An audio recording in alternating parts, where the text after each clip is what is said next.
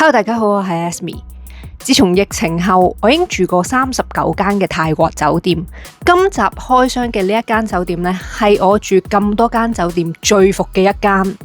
酒店房不但止佢嗰個間隔係好奇怪，而且就連最基本嘅風筒同埋浴室嘅門鎖都係壞嘅。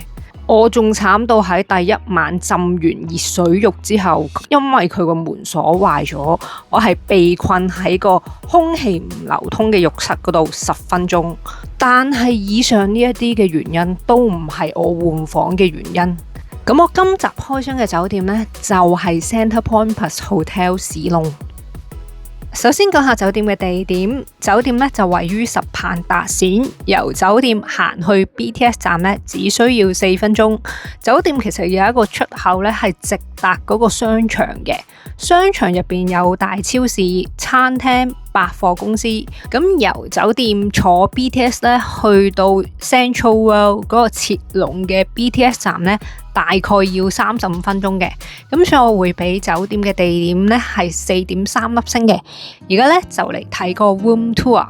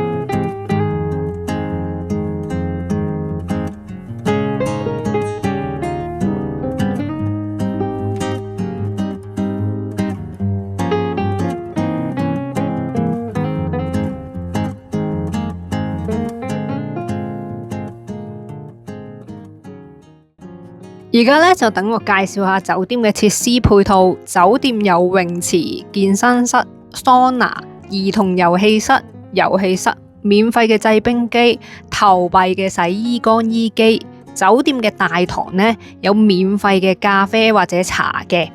咁至於酒店嘅房間嘅設施方面，酒店兩邊床頭係有電掣插頭，但係咧就只有一邊係有 USB 插頭。房入邊咧有微波爐、有碗碟餐具，而房間入邊嗰啲零食啊、飲品咧，全部都係免費嘅。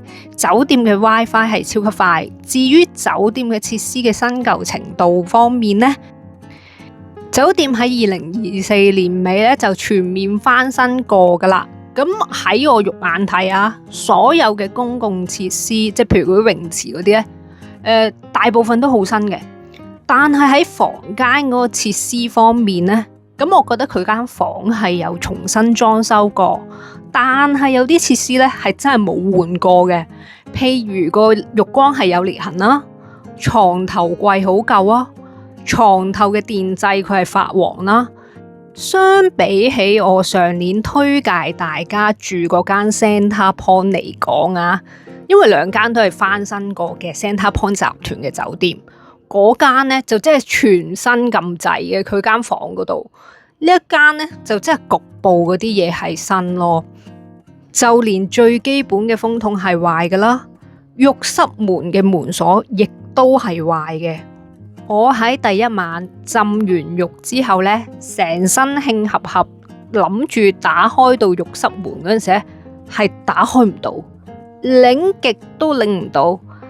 大家幻想下，沖完涼嗰個浴室嗰個空氣就好唔流通噶啦，再加上我浸完浴個身又興合合，跟住又俾佢困住喺度，真係個人好唔舒服。最後係唔知點樣呢，擰嚟擰去擰咗個門鎖10分鐘呢，跟住佢先開到嗰道門。我嗰晚呢，成個人都好唔舒服啦，咁所以我都冇力氣再去換房啊。我真係冇諗過一間咁大集團嘅4星級嘅酒店，連咁基本嘅嘢都係可以壞嘅。咁所以整體嚟講呢，我只可以俾呢間酒店嘅設施配套呢係3粒星嘅啫。至於酒店嘅服務方面，酒店大部分嘅員工嘅服務態度都好好，包括我喺第2晚要求佢嗰個 front desk 嘅員工幫我換房呢。咁其實酒店嘅員工都好樂意幫我去換房，同埋派咗其他員工去幫我哋去搬嘢換房嘅。咁所以我會俾酒店嘅服務呢係4點粒星嘅。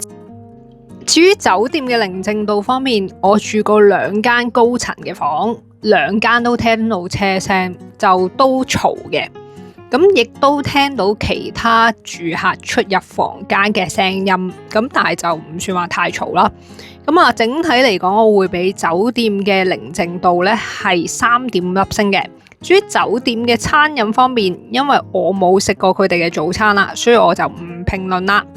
好啦，到最後啦，就要揭曉點解我要轉房，就係因為酒店嘅清潔度啦。咁呢，其實我喺第一日拍 room tour 嗰陣時咧，我已經發覺佢哋咧打掃得好乸西，但係咧就係佢個浴缸咧就散得唔乾淨啦，同埋嗰個浴缸邊嗰度咧係有個鞋印喺度嘅，同埋咧我拍佢嗰個櫥櫃嗰陣時咧，我已經見到有啲蟻喺度噶啦，但係嗰陣時咧就淨係得個廚房嗰度有蟻，就間房其他都冇蟻嘅。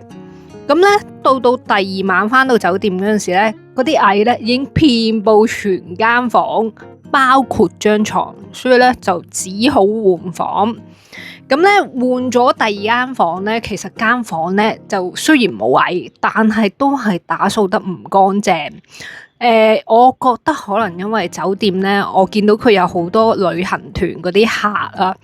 咁所以 housekeeping 就做得求求其其咁樣啦，同埋咧，其實我換咗嗰間新房之後，我發現我第1間住嗰啲房入邊嗰個風筒啦，同埋微波爐咧，都係舊款啲嘅，所以我會俾酒店整體嘅清潔度咧係2粒星嘅啫。